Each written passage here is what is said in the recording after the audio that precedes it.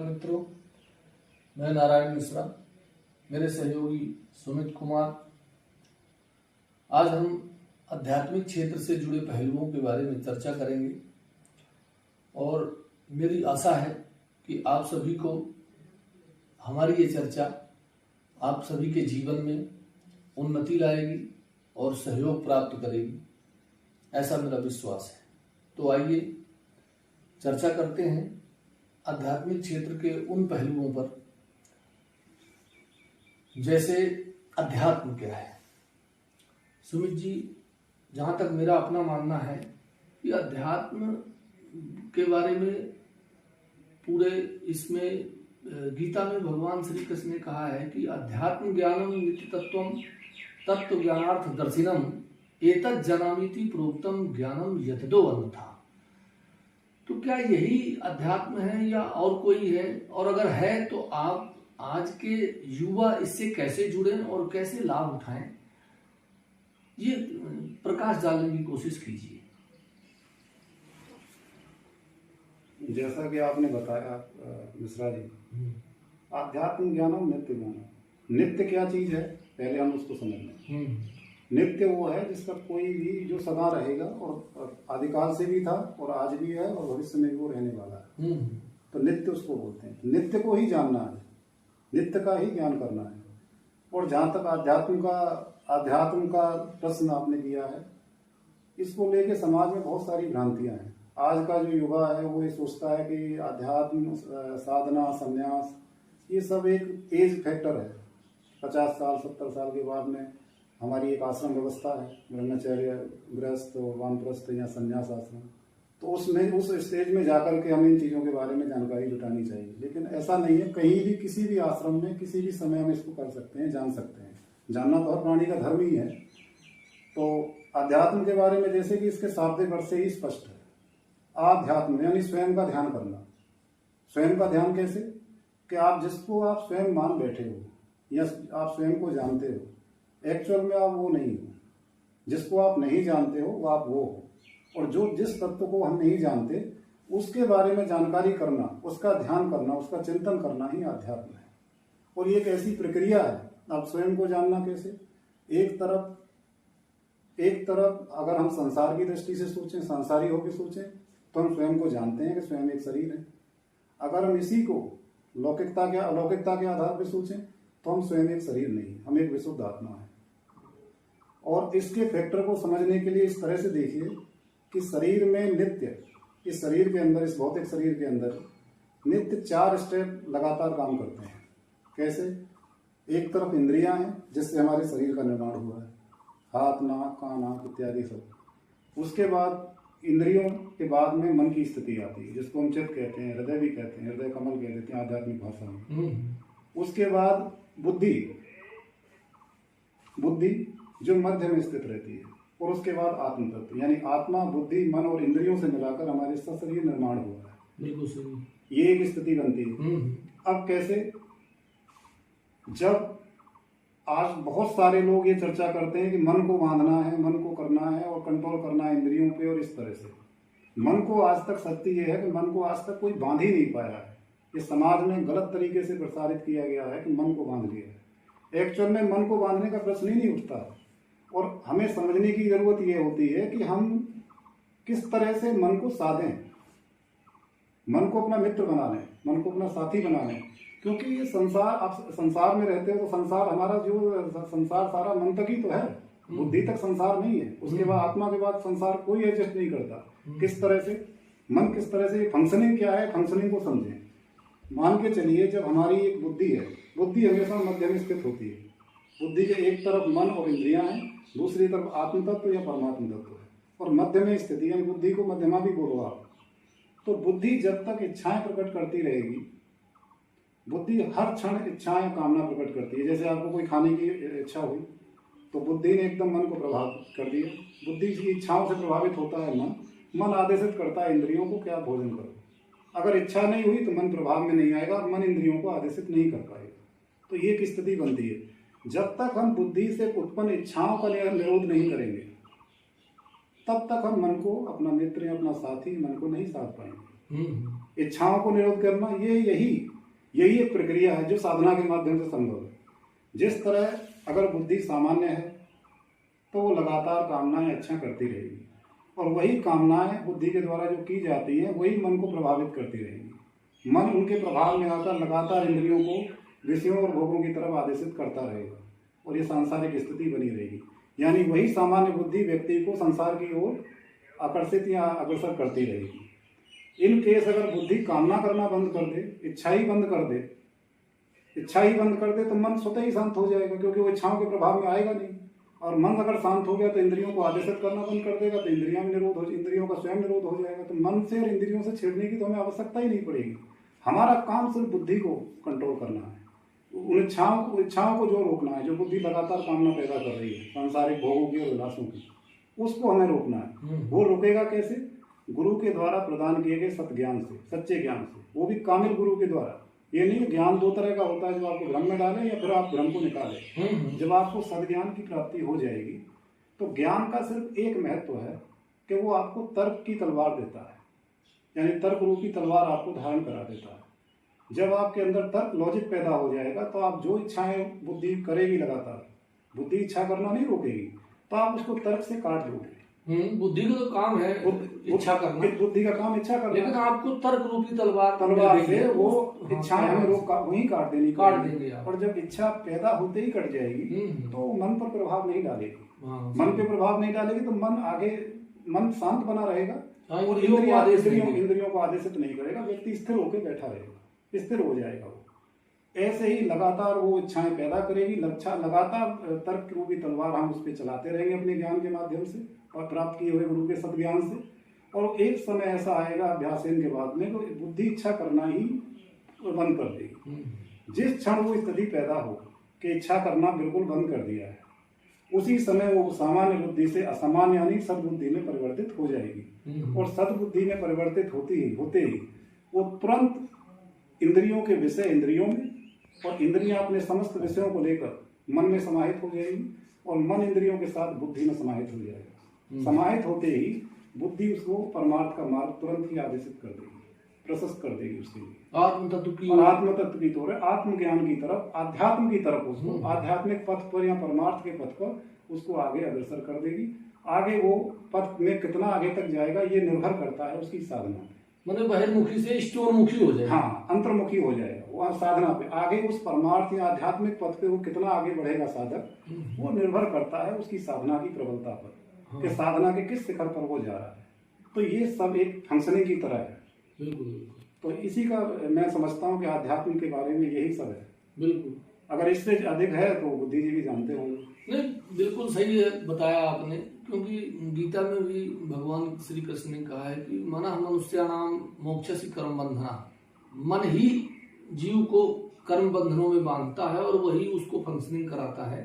तो जिस प्रकार से आपने ये फंक्शन बताया कि बुद्धि, मन, फिर इंद्रियां, फिर कर्म, तो ये बिल्कुल एक बेस्ट एग्जाम्पल हो सकता है। और आज की हमारी युवा पीढ़ी बेस्ट एग्जाम्पल ही नहीं, हम लगातार इस प्रक्रिया से लगातार हर व्यक्ति गुजर रहा है। हर व्यक्ति लगातार एक इच्छा करता है, लगातार वो मन को प्रभावित करती है।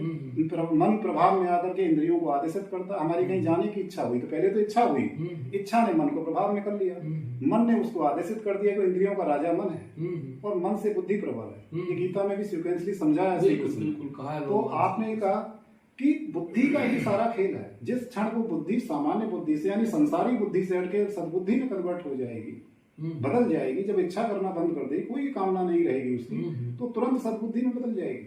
और वो मन और इंद्रियों सहित उन इंद्रियों को मार्ग दिखा देगी, आगे मन को मार्ग दिखा देगी कि जाओ ये परमार्थ का रास्ता है और आप जाइए आध्यात्मिक। और वो साधना के माध्यम से ही संभव है। तो असल खेल फिर उसका साधना का आरंभ होता है। बिल्कुल। अभी साधना का आपने नाम लिया। साधना जैसा कि ये नाम से ही अपने विदित है कि साधना यानी कि कंट्रोल करना। तो किस चीज को कंट्रोल करना है? जैसे महर्षि पतंजलि ने बताया है योग दर्शन में कुछ और यहाँ पर जितने भी आज के धर्म गुरु हैं वो और तरह की साधना बताते हैं। तो असल में इस साधना से क्या लाभ होगा, और हमारी युवा पीढ़ी आज की जो नई जनरेशन है तो साधना के नाम से कैसे इससे लाभान्वित हो, ऐसा कुछ माने अगर आपके माइंड सेट में कुछ है कि जो मूर्त रूप दे सकें, क्योंकि दर्शन तो सभी देते हैं, सिद्धांत तो सभी बता रहे हैं, शास्त्र भी बता रहे हैं, सब बता रहे हैं, लेकिन जो फंक्शनिंग करा दे वो चीज बताइए कि समाज में युवा इस चीज से कैसे जुड़े। साधना का मतलब है सा, मतलब एक तरह से सा का ये आप निकाल लो कि स्वयं का ही ध्यान यानी सत्य का ध्यान करना। साधना कोई हठ योग या ये सब योग के प्रकार हैं, योग के अंग अवयव मात्र हैं। साधना का मतलब होता है कि साधना एक्चुअल में देखा जाए तो मन को नहीं साधना होता है। मन तो विचलित है इच्छाओं के प्रभाव में आकर के, हमें इंद्रियों को विरोधों से, इंद्रियों के विषयों से उनको हटाना होता है। ये संभव है साधना के लिए। जब इंद्रियां अपने विषयों से विमुख हो जाएगी तो मन स्वयं शांत हो जाएगा। सारा हमें करना क्या है, मन को ही तो शांत करना है, क्योंकि हम स्वयं एक शरीर के रूप में मन ही तो है, सारा संसार मन तक ही तो सीमित है। तो साधना मैं मानता हूं कि लगातार सत्य का ध्यान या स्वयं के ध्यान के माध्यम से, लगातार ध्यान करने के माध्यम से वो इंद्रियां अपने विषयों से विमुख होती चली जाएंगी। जो लगातार एक तरफ काम, एक खेल को समझिए, अभी मैंने पहले बताया कि बुद्धि लगातार कामना करेगी, वो मन को प्रभावित करेगी और मन आदेशित करेगा इंद्रियों को। ये एक प्रक्रिया। दूसरा स्टेप ये है कि हमें साधना की आवश्यकता क्यों पड़ी। साधना की आवश्यकता इसलिए पड़ी, कई चीजें ऐसी होती हैं कि जो बुद्धि ने इच्छा करना भी बंद कर दिया है, मन भी शांत हो चुका है, मन की भी कोई मनोवृत्ति नहीं रही है, फिर भी इंद्रियां हमारे कुछ ऐसे अनिच्छुक विषयों में लिप्त रहती हैं जिसका हमें कोई आभास ही नहीं है, जो हमारे लिए उपयोगी भी नहीं है ना अनुपयोगी है। एक्चुअल में इंद्रियों को उन विषयों से हटा करके और सत्य का ध्यान करना ही साधना कहलाती है। जब बुद्धि सद्बुद्धि में बदल जाएगी और परमार्थ का मार्ग वो मन के लिए प्रशस्त कर देगी, व्यक्ति के लिए, साधक के लिए प्रशस्त कर देगी, उस समय सिर्फ हमें सत्य रूप का ही ध्यान करना होता है। उसी को हम साधना कहते हैं। वो जितनी अधिक प्रबल और गहरी होती चली जाएगी, हम परमार्थ या आत्मावलोकन के मार्ग में उतने ही आगे बढ़ते हुए चले जाएंगे। और ये अभ्यास योग से संभव। और एक स्थिति ऐसी आएगी, अभ्यास योग का मतलब है एक स्थिति ऐसी आएगी जब हम साधना जितनी अधिक गहरी होगी, एक बिंदु पे आके हमें विशुद्ध योग की प्राप्ति होगी। शुद्ध योग यानी विशुद्ध योग बोलो, योग की प्राप्ति होगी। जिस क्षण हमें वो योग प्राप्त हो जाएगा, जिस क्षण हमें वो योग मिल जाएगा कि हम उस आत्म तत्व के साथ अपने आप को संयुक्त कर दें, तो हम आत्म तत्व के साथ अपने को संयुक्त करने में प्रबल संबल हो जाएंगे। उस परमार्थ के मार्ग पर आगे चलते चलते चलते चलते ये स्थिति बहुत आगे तक जाएगी। जिस समय हमें विशुद्ध योग प्राप्त हो गया, मात्र योग प्राप्त होने से ही नहीं होगा, तो इसलिए योग की स्थिति बहुत महत्वपूर्ण है। अभी जैसा कि आपने बोला कि योग में महर्षि पतंजलि ने भी योग दर्शन एक बहुत बड़ा शास्त्र लिखा है, और आज के जितने भी ट्रेनर हैं या कुछ ऐसे योगा गुरु हैं, वो बताते हैं, कोई एक्सरसाइज बताता है, अनुलोम विलोम प्राणायाम उद्गीत इस तरीके के बताते हैं। तो जैसा कि योग का मतलब है जोड़ना, तो किससे जोड़ना है? आज की युवा पीढ़ी बड़ी कंफ्यूज है कि ये एक्सरसाइज योग है कि अध्यात्म योग है कि और कोई योग है। ये योग का मतलब तो एक जोड़ हो गया, लेकिन जोड़ना किससे है? सबसे बड़ी बात ये, आप योग के बारे में समझिए कि योग है क्या। योग का मतलब जोड़ना है, वो ठीक है। ये जो हम योग देख रहे हैं कि एक्सरसाइज, ये मात्र अष्टांग योग के, ये आसन, धारणा, ध्यान, प्राणायाम, समाधि, ये सब योग के मात्र अंग अवयव मात्र है। संपूर्ण पूर्ण योग नहीं है। योग के भी कई प्रकार हैं। जैसे मैंने कहा कि आपको जितनी साधना जब आपकी बहुत गहरी हो जाएगी तो आपको योग की प्राप्ति होगी। योग का मतलब आपके आत्म तत्व के साथ में एक हो जाने का आपको मार्ग प्रशस्त होगा। वही मार्ग आपको योग के, वो स्थिति आपको योग के माध्यम से ही संभव है। जब आपका वो मार्ग भी प्रशस्त हो गया कि आपको योग मिल गया है, आत्म तत्व के साथ जुड़ना आपके लिए संभव हो गया है, लेकिन जिस क्षण आप जुड़ोगे, आप जुड़ना ही चाह रहे हो, वो स्थिति आई कि आप बिल्कुल कुछ ही समय बाकी रह गया है आपको उसका साक्षात्कार होने से, तो वो आत्म साक्षात्कार कराएगा आपका निष्काम योग। क्यों? कि अब कोई कामना शेष भी नहीं रही। उससे जुड़ने की भी कामना को हमें त्यागना पड़ेगा।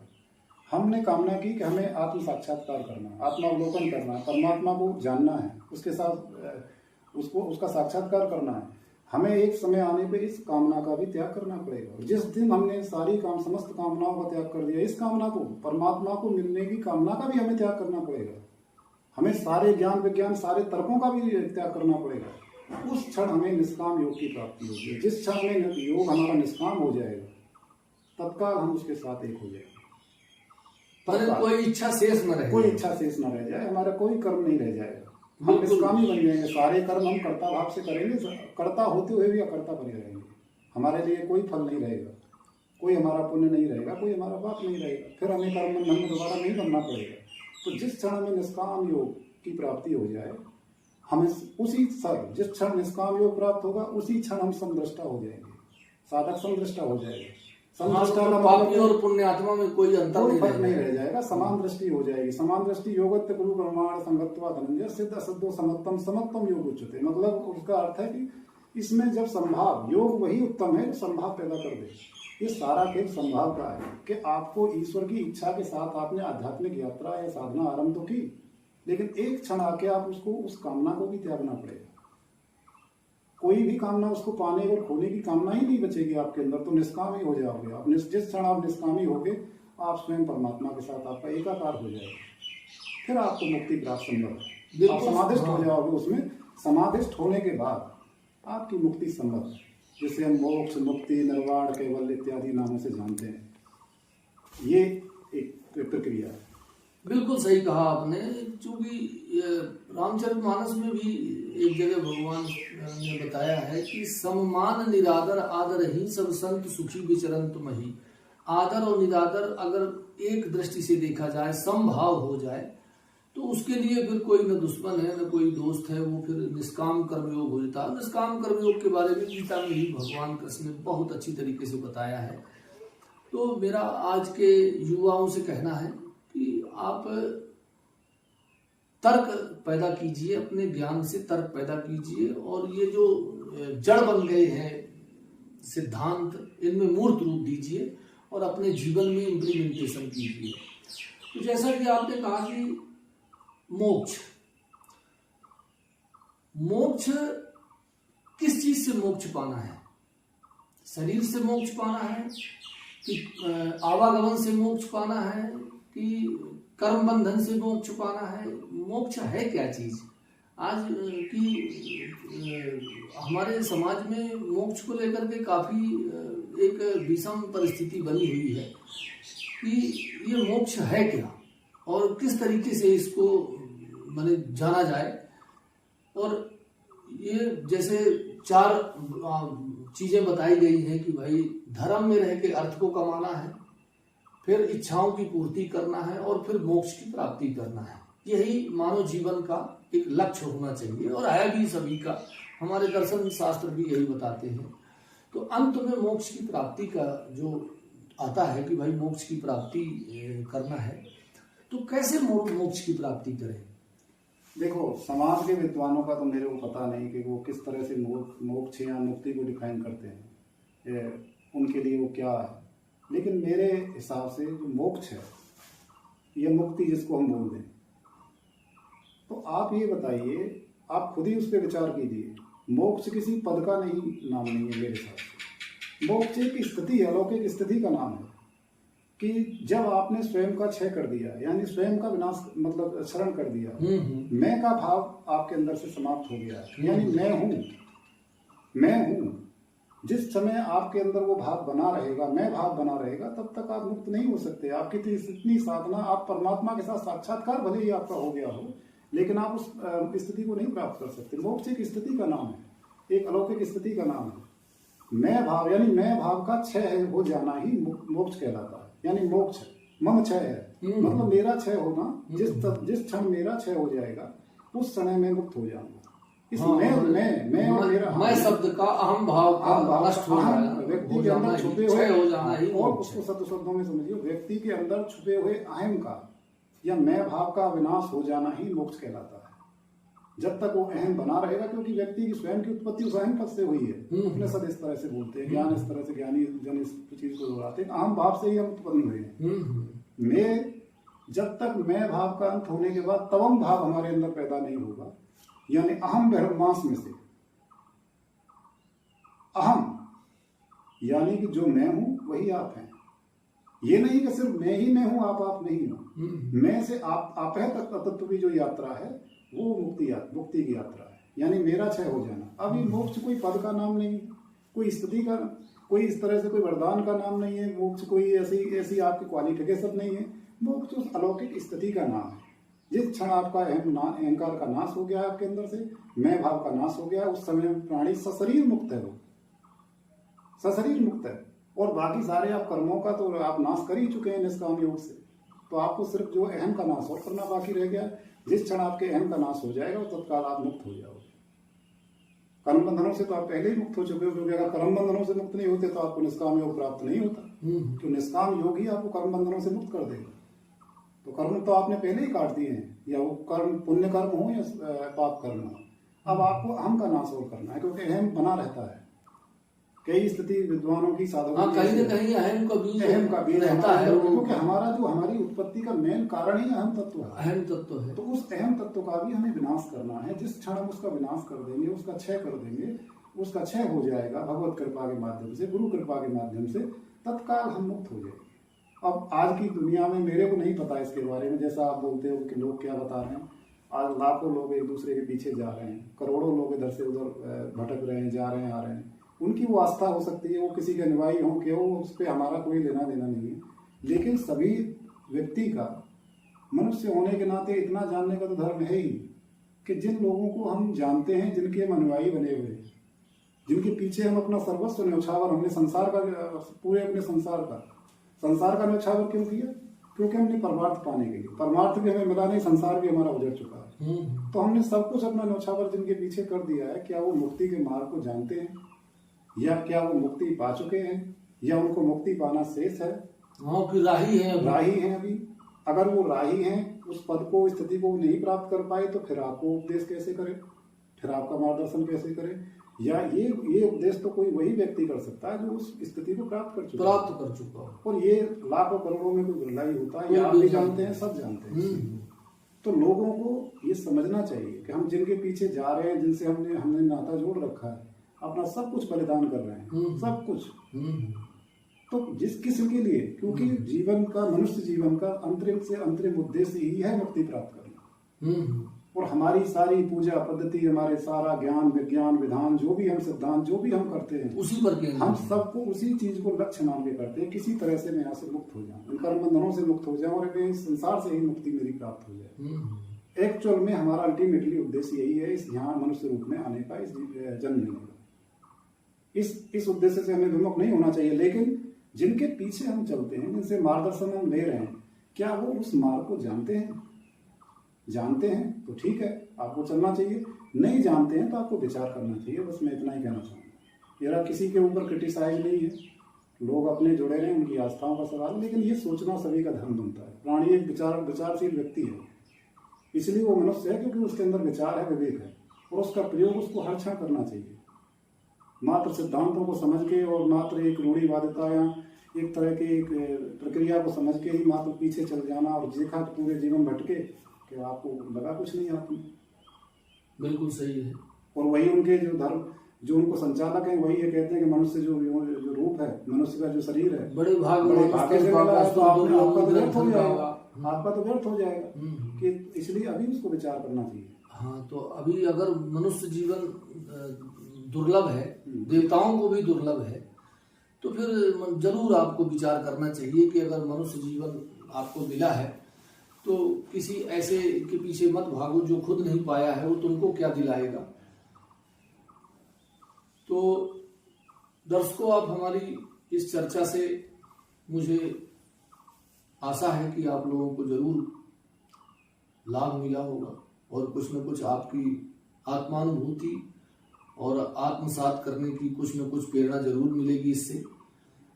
आपका प्यार हमारे लिए, प्रेम अगर बना रहा इसी तरीके से, तो हम आगे भी कई विषयों पर इसी तरीके से आपसे मिलते रहेंगे। नमस्कार।